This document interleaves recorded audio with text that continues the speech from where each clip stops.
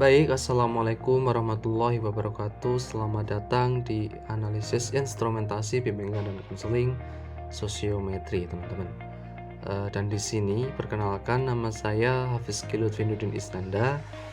Saya dari program studi bimbingan dan konseling Universitas PGRI Kanjuran Malang angkatan 2019. Dan di sini sebagai bentuk ujian akhir semester saya, mata kuliah pemahaman individu teknik non-tes yang dibimbing oleh dosen yang terhormat Bu Devi Permatasari MPD. Oke. Dan untuk kali ini sosiometri ada tahap-tahap pelaksanaannya. Ada 3. Yang pertama adalah pengumpulan data, yang kedua adalah analisis data, yang ketiga adalah penafsiran data beserta pembuatan sosiogram. Jadi ada 3 pelaksanaan gitu ya. Oke, baik. Untuk yang pertama-tama kita adalah harus membuat survei atau angket sosiometrinya terlebih dahulu ya teman-teman.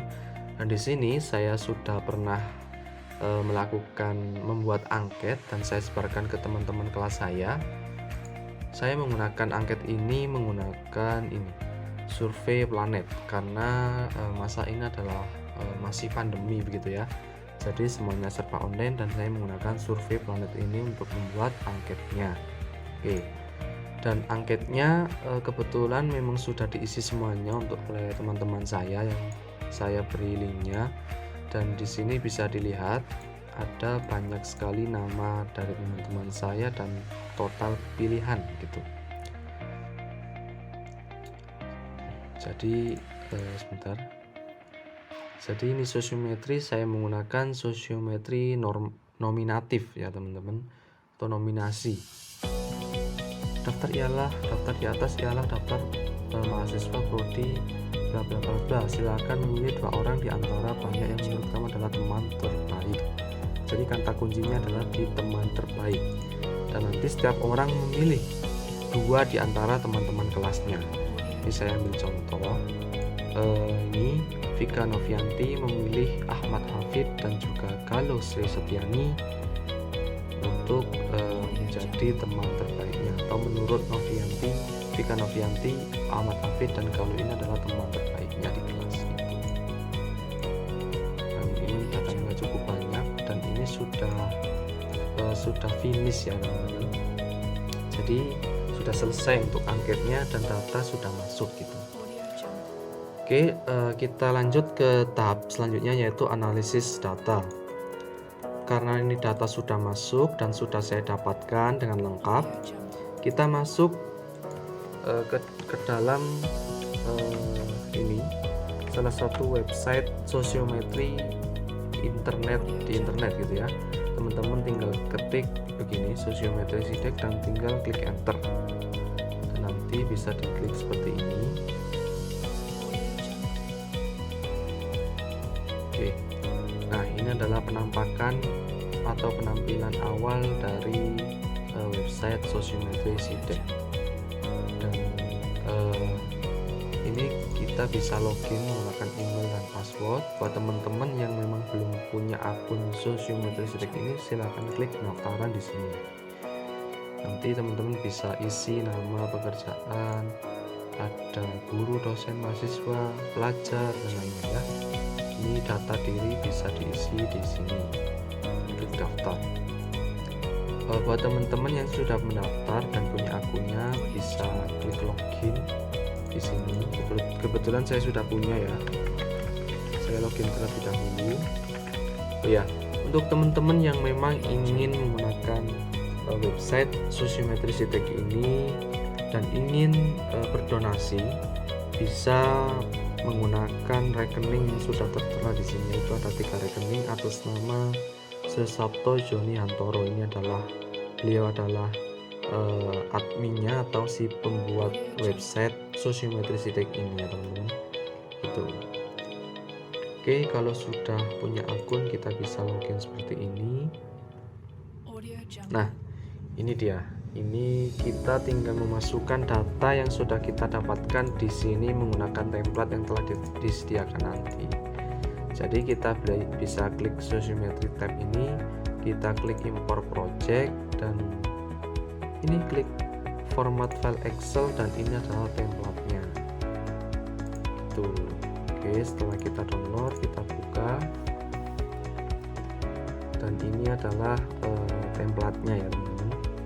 Template data sociometry yang memang harus kita isi gitu.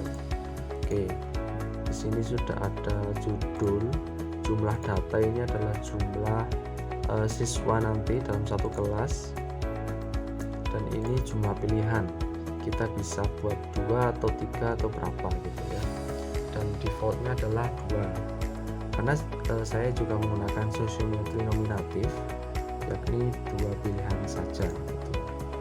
Ini ada nomor, nama, jenis kelamin, pilihan 1 dan pilihan 2 ya.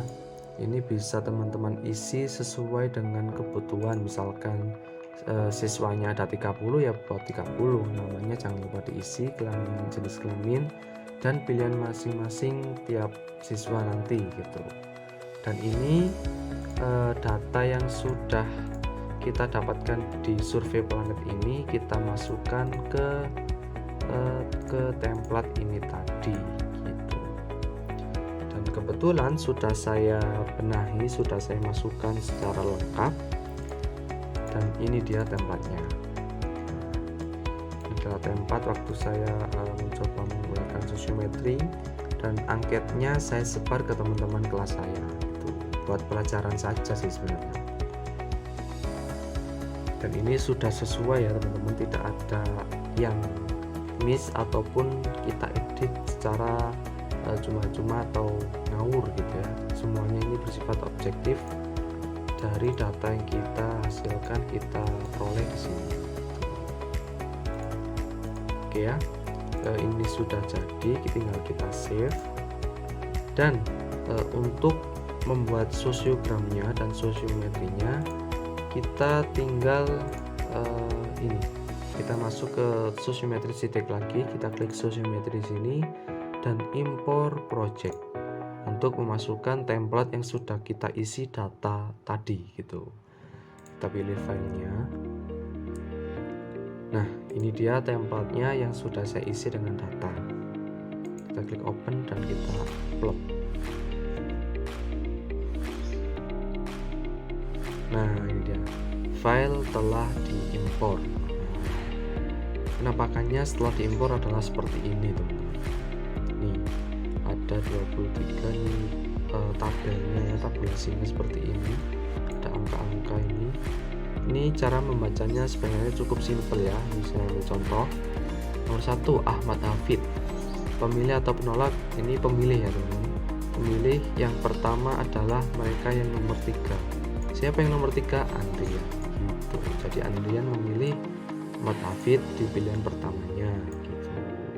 Lalu siapa juga yang lain, misalkan nomor 4 siapa? Dini Aspa Novanda gitu, dan seterusnya. Atau kalau lebih simpel lagi, kita tinggal klik di input data. Ini justru lebih simpel dan sederhana lagi ya teman-teman. Nama Ahmad Hafid, jenis kelaminnya laki-laki, pilihan satunya mereka yang nomor 4. Siapa nomor 4? Aspa Novanda gitu, sebagai teman terbaiknya gitu ya. Oke, ini adalah penampakan dari sociometry secara simple kalau kita menggunakan sociometry Sitek. Kalau kita menggunakan secara manual itu sebenarnya lebih baik lagi, cuma ya lebih ribet lagi kan gitu ya. Ini mumpung sudah ada sociometry Sitek, kita gunakan ini saja. Nah, untuk input data, tabulasi, indeks pemilihan, ini bacanya itu seperti ini. Ahmad Hafid dipilih 8 dari 22 orang temannya. Nilainya berapa? 0,36. Itu milih bacanya. Dan yang lebih simpel lagi, yang lebih sederhana lagi, ini otomatis kita bisa membuat sosiogram secara lebih mudah di sini. Ini ada tab sosiogram, tinggal kita klik. Nah, ini adalah sosiogramnya dari hasil data sosiometri itu tadi gitu teman-teman. Dan bisa dilihat di sini ada garis merah dan garis hijau ya. Garis merah adalah pilihan pertamanya dan garis hijau adalah pilihan keduanya. Jadi cara bacanya seperti ini. Misal nomor 7, garis merahnya pilihan 1 mengarah ke nomor 5. Berarti nomor 7 ini memilih nomor 5 ini sebagai teman terbaiknya atau teman yang menurut dia lebih dia kenal dan lebih dekat gitu. Dan pilihan keduanya adalah nomor 21 gitu.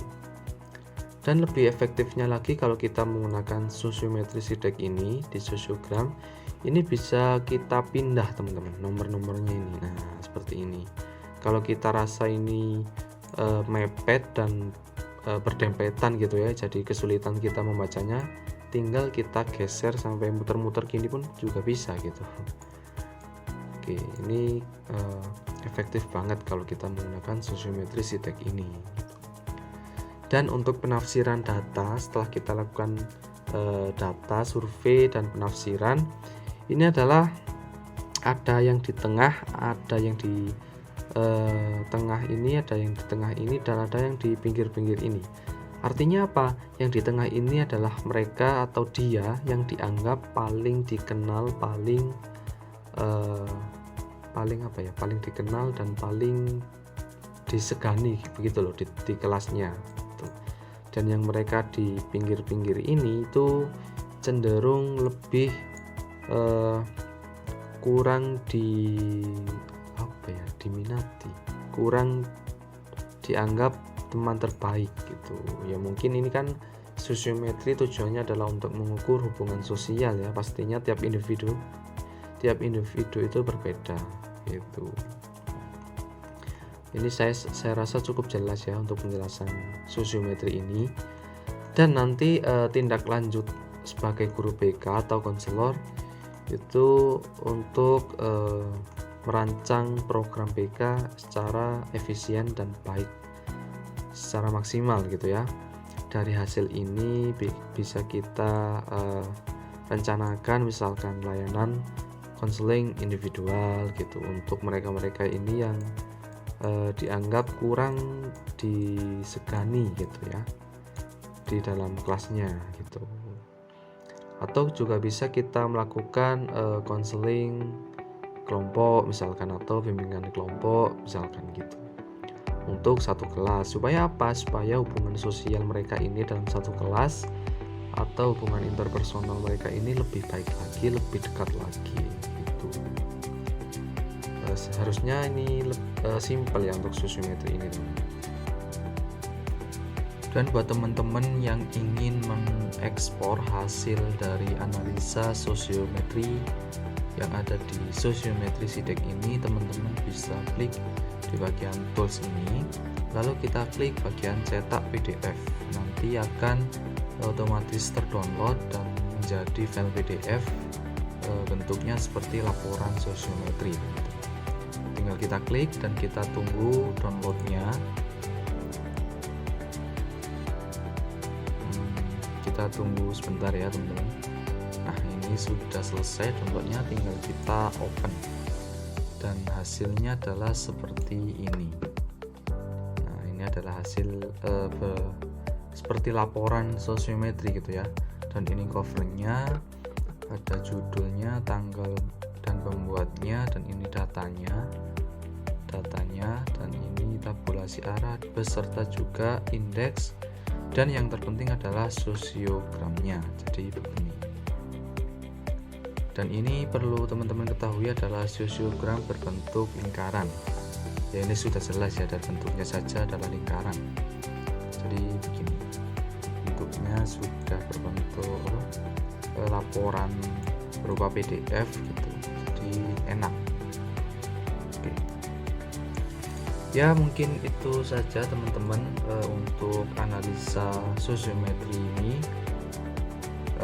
Dan saya mohon maaf jika saat menjelaskan terdapat atau masih banyak kesalahan gitu ya dalam pengucapan dan penjelasan. Saya mohon maaf yang sebesar-besarnya. Dan terima kasih buat teman-teman semuanya yang sudah mampir di video ini.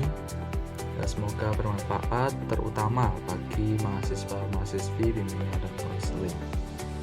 Ya mungkin itu saja dari saya. Sekian saya akhiri. Wassalamualaikum warahmatullahi wabarakatuh. Terima kasih.